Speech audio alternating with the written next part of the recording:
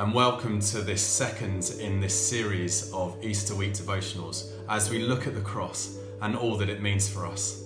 I hope that over the past day you have been able to find some peace, not necessarily because your circumstances have changed, but because you have looked to the cross and you have seen that Jesus has brought us salvation through his death there. And that salvation means we have been rescued from this evil world and all fear, and you have been able to find peace.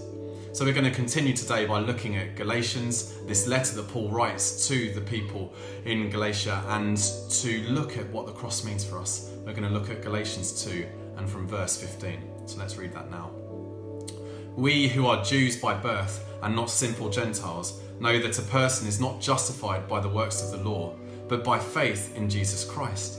So we too have put our faith in Christ Jesus, that we may be justified by faith in Christ and not by works of the law, because by the works of the law no one will be justified.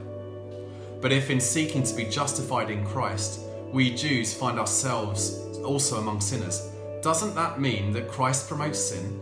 Absolutely not. If I rebuild what I destroyed, then I really would be a lawbreaker. For through the law, I died to the law, so that I might live for God. I have been crucified with Christ, and I no longer live, but Christ lives in me.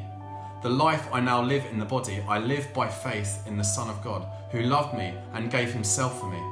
I do not set aside the grace of God, for if righteousness could be gained through the law, Christ died for nothing.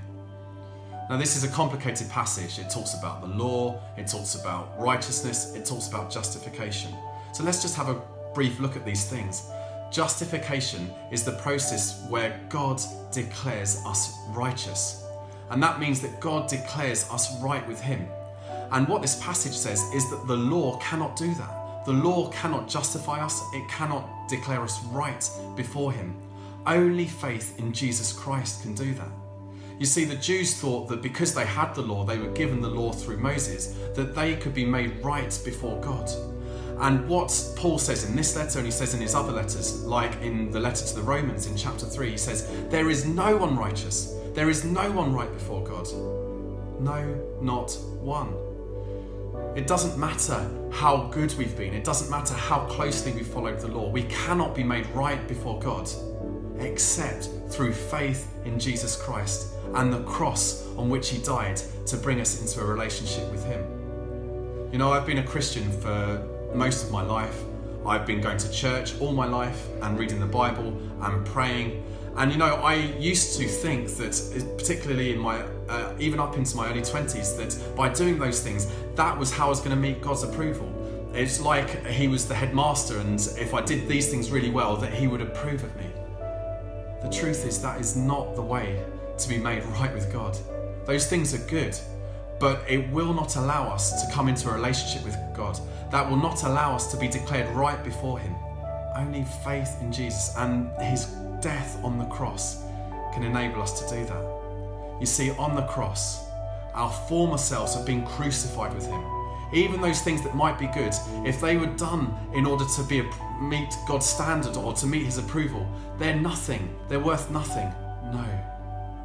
Only faith in Jesus Christ on the cross, because on the cross, he declares us who are unrighteous to be righteous. We are declared right with him. So I don't know how you're feeling today. Maybe you're feeling fearful. Maybe you're feeling anxious. Maybe you're feeling pretty good about yourself, that you're actually in a pretty good place.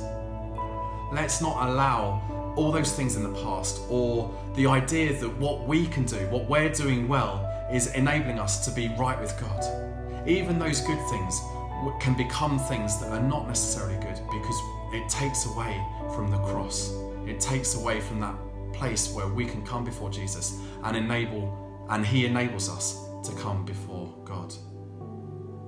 So whether you're fearful of the past, and maybe you're even thinking that I've done too much, that means that I can't be in a relationship with God, that you haven't met the required standard, come to Jesus on the cross, and he takes away that fear, because we can meet the standard in him on the cross. And that love that he shows us on the cross casts out that fear of not being able to be with him. So I just want to ask a question today. Are we working hard to meet God's standards? or are we resting on his grace? Whatever we do, let's rest on his grace. And from that, we will be able to do good things. But only from that, not to come into a relationship with God. Only through faith in Jesus can we come and be declared right before him. So let's do that today. Let's focus on the cross and let's enable him to make us right before God. May God bless you.